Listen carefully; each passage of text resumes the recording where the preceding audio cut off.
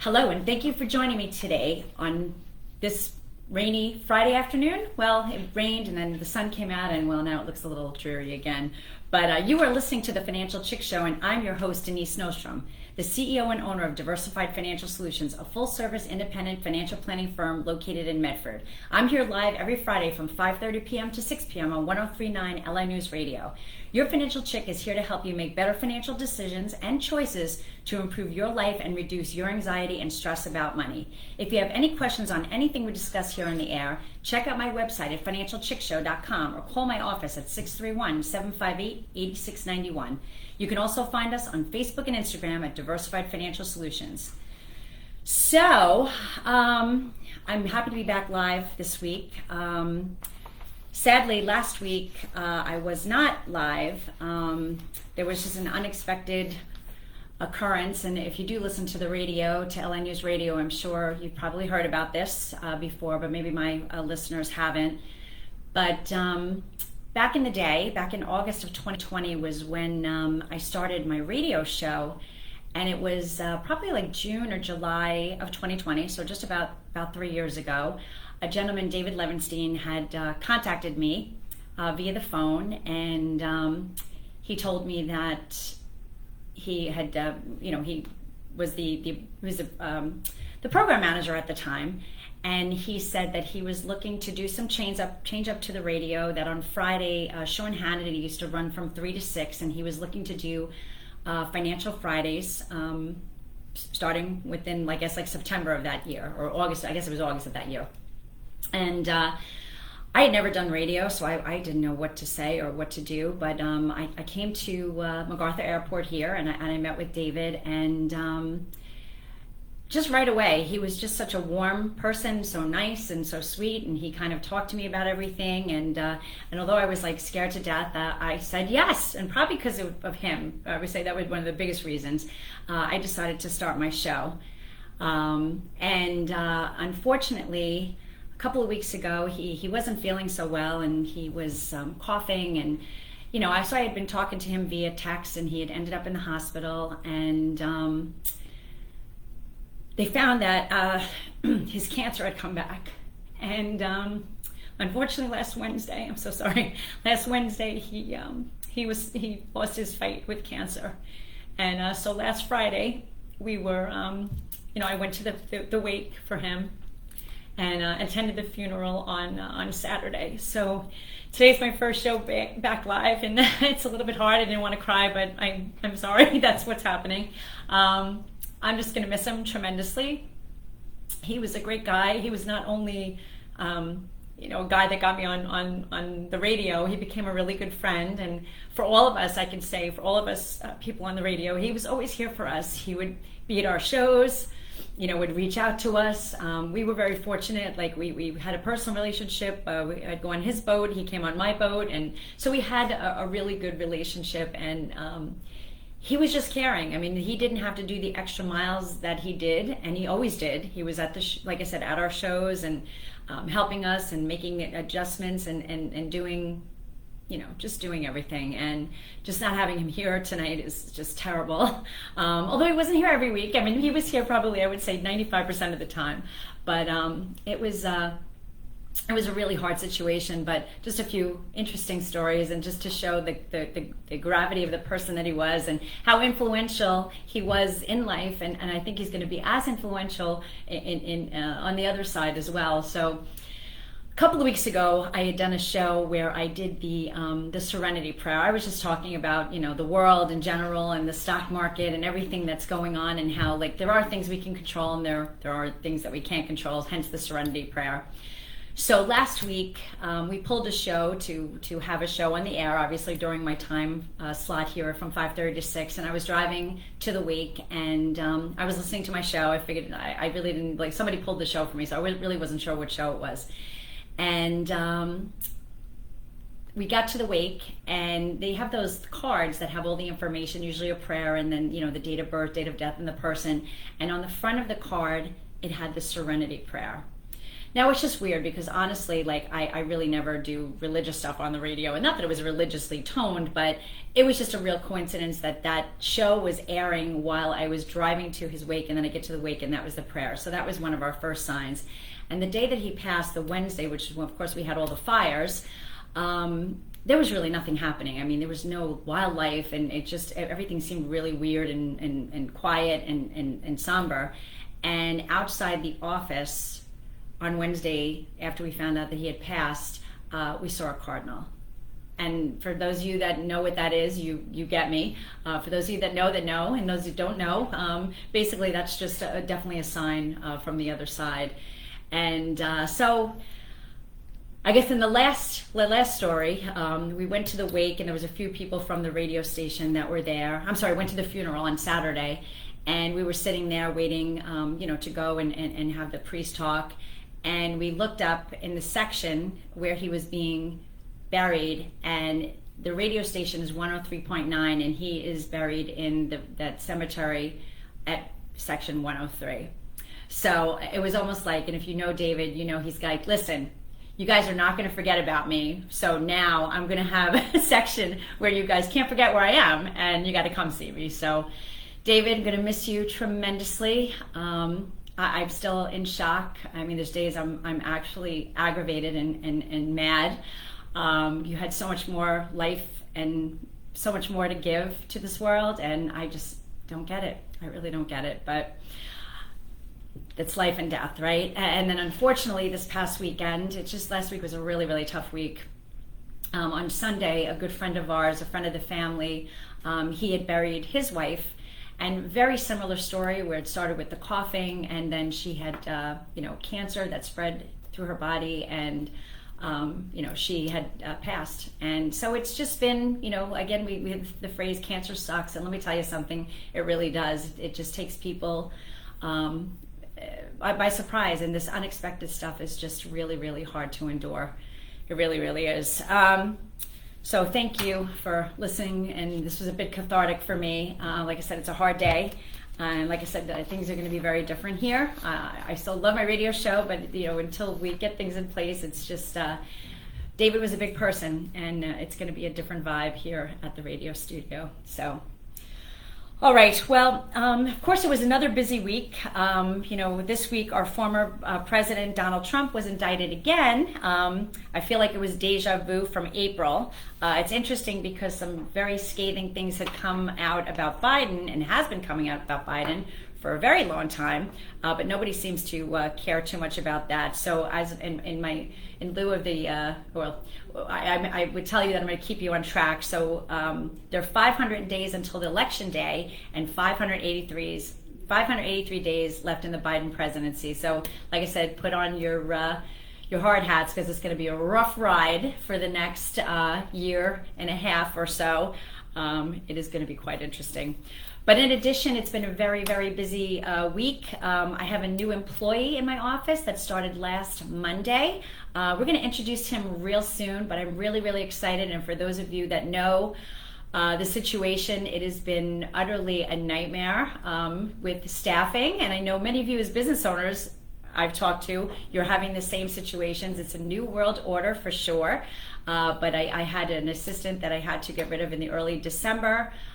Just was making way too many errors and mistakes, and just not doing the right thing. And then I went through a staffing agency, and then I had got somebody on that, unbeknownst to us, had an addiction problem, opioids. So that was interesting. And then I've been working solo with just Brian and myself, and so we've been really inundated, and things have been a lot. We're trying to keep up as best as we can, so please bear with us. It has been quite an interesting time, but we do have a dynamite new employee that I can't wait to introduce you all to. Some of my clients have come into the office and met him already, and yes, it's a him. I have an all-male office now, and so we're excited, and we're excited to get back on track and to really do some big things.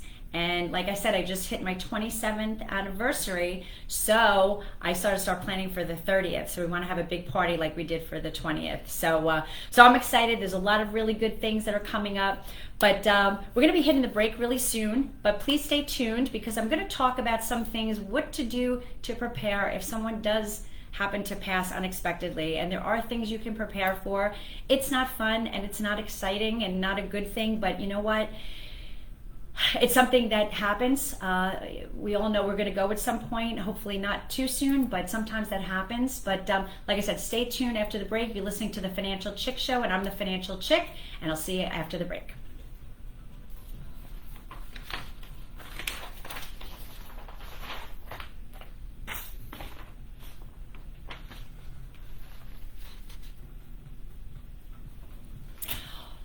Welcome back. This is Denise Nostrom, the Financial Chick. My company's in Medford, and you can reach me at 631-758-8691 or visit my website at financialchickshow.com. I'm here to help you on your financial journey. Over the years, things change, and I'm here to help you navigate all of those changes. So we had a bit of a somber first half, just talking about, I guess, the inevitable, but sometimes when it's unexpected, it becomes a very difficult thing. Like I said, so we lost David Levenstein, so God rest in peace, David. And then also I want to say a shout out to Joe Churchio and his son Charlie for the loss of their wife and mother, Linda. So with that, when you're having to deal with the death and all of the different things that go on, it's very, very challenging. There's a lot. So you're not only processing, the death of a loved one, but, there's so many things that you have to think about. So I'm going to talk a little bit about that today and let you know that this is something that our office does. We help people to take some of the burden off their life, knowing that they have so many things that they have to do. So know that we're here. People think they have to, and obviously your attorneys are very important and your accountants are super important, but your financial advisor, like myself, should be a key ingredient to helping you navigate some of these things. And the way that I work with my clients, I typically work with most, if not all, of their assets. So, I can be a main resource. That we have a situation right now where a woman, she needs to change her beneficiary on her life insurance policy, and it's not something that I had offered to her. It's something that she came to me with, and she's been procrastinating and not doing it, and I keep reminding her, and she's saying she's going to do it. And not that we want to make people crazy, but at the same time, my job is to keep you on track and have your documents in order. So there's a few things that you need to do when there's a passing. The first thing would be locating the will, if somebody has a will. The will is kind of your main ingredient that's going to tell you where things are, or not even where things are, but where things have to go. Who is the executor? Where are some of the documents? Or who are the people that are going to be able to handle and settle that estate? You want to notify, obviously, people, a person's place of employment, family members, that type of thing, so the actual people.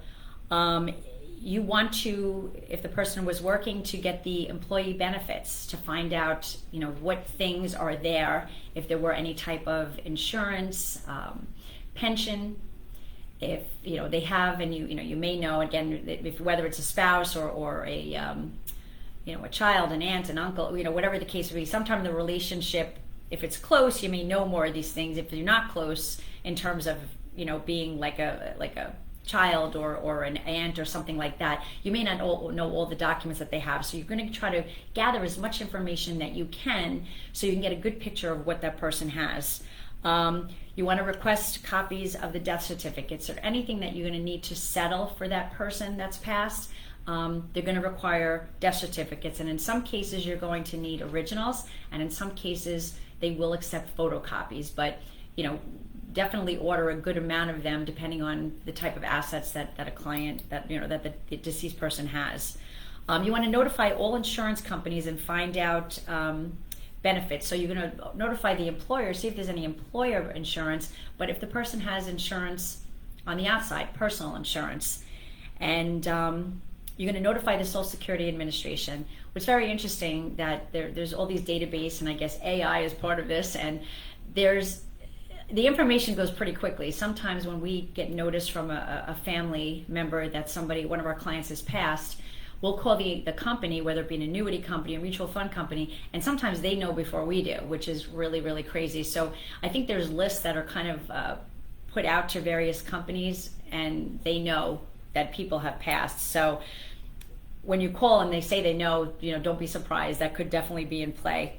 You want to take a look at any type of property that you have and how it's held, whether it's held in the person's name, or if it's a spouse jointly held, or in your spouse's name or your significant other's name.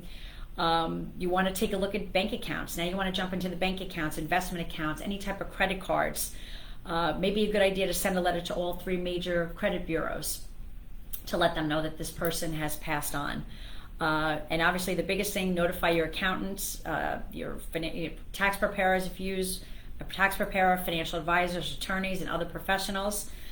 And one of the big things is closing email accounts and social media. So as you can see, this is just not an exhaustive list. It's kind of a minimal list, but there's so many things that you need to address and take care of. So have somebody help you. It's a time where there's a lot going on, and you're trying to process things and just trying to get through the anger and the sadness and the depression. You're going to go through many different highs and lows, and you're really not thinking about these types of things. So put it into somebody else's court, so to speak. I actually right now we're working from a client perspective, working on 3 death claims at the moment. I had one client, a mom had passed. She was up in age. She was 91 years old, but she had an IRA account, and she has 4 daughters. And I was notified of the death back in April. I'm sorry, in March.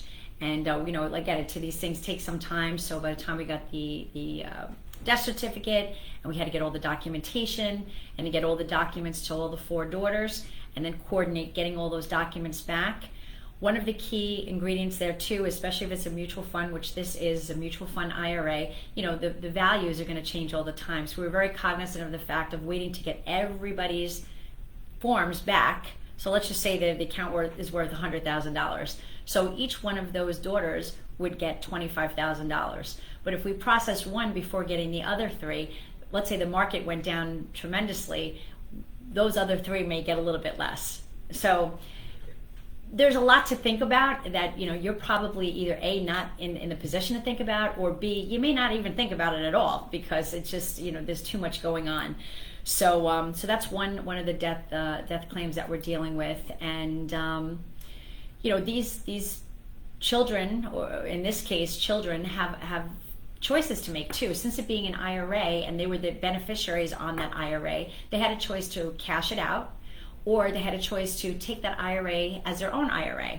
Now, why would a person do either one of those things? Well, if they need the money, they take the money, but unfortunately, it's going to be taxed fully at that time. So when you decide to take that distribution from the IRA, even though it wasn't your IRA, it's still IRA money, you're going to have to pay federal and state taxes on that. Now, if you opted to say, I'm going to take it under my own name and make it my own IRA, you can hold that IRA for a certain period of time, and you could just take it out slowly over 10 years. And the entire money has to be out after 10 years, but what you can do is now you can spread out your tax liability. So if you're working, or maybe you sold a house or whatever, you could do some tax planning. So like I said, not to be redundant, but there's so many choices that you need to, not choices, but there's so many decisions that you need to make.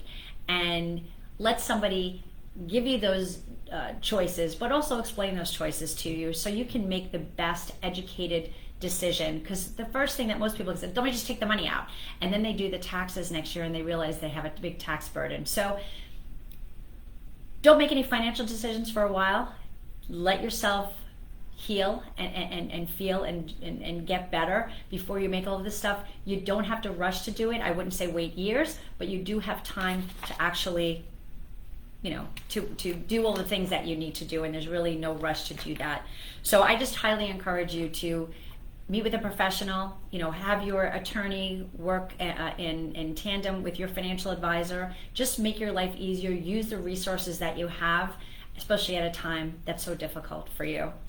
So Again, if you have questions, feel free to call my office at 631-758-8691. But again, when you think of financial advisors, you think it's just the investments, but a comprehensive, holistic financial advisor will help you in all areas of your financial world. So that's what I'm here.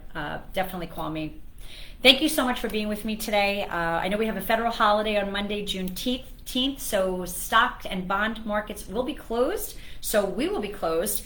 But if you have a 3-day weekend, have a great one. Enjoy. Hopefully we're going to have a good weather. I think it's going to rain tomorrow, but I think we're going to pull it out for Sunday and Monday. So enjoy the summer. And, well, summer weather, it's not summer yet, but, you know, I love summer, so I'm going to say summer. So take care, be well, and I look forward to being with you next week.